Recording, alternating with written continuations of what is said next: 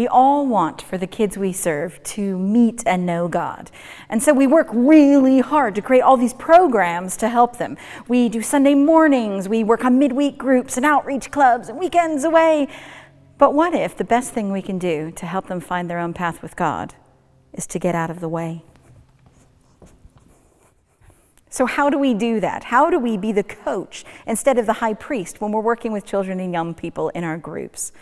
Well, one, know that God is actually at work. So often we feel like we have to be the ones to make all the spiritual stuff happen in the group. We're the ones who have to get the kids to meet with God and provide all the prayer stuff and provide all the time to get to connection. It's all on us.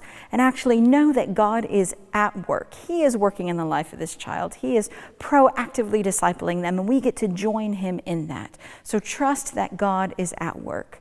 The second thing is to create space for a young person and God to meet.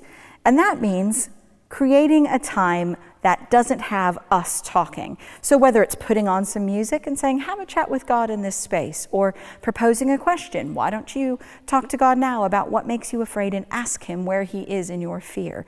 Or giving them pens and paper and saying, why don't you draw a picture with God and chat to him about how you feel and see what pictures pop up in your head and just spend some time connecting with him. Your relationship with God is between you and him. And when we do that, we create that space for children to meet with him by themselves. And the third thing is to pay attention to what's happening in your own heart. Because if you're like me, whenever I create space for kids to meet with God on their own, something inside of me wants to high priest it and get in there and control it and ask how it's going and facilitate it and make sure everyone's feeling safe and all right, and I want to get in there. And actually noticing that what's happening in us is wanting to high priest and saying, nope, I'm going to trust that this kid and this God can meet without me, just allows us to hold ourselves back so that when it's over, we can jump in and coach them in that and say, how did that go? And what was God doing? And how do you feel about it?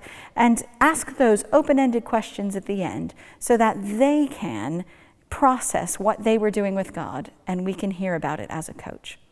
So have a really enjoyable time in your groups this week and as you go forward, knowing that all of the program that you have planned is wonderful, but that time in the middle where we step out and create space for them and God is also incredibly important.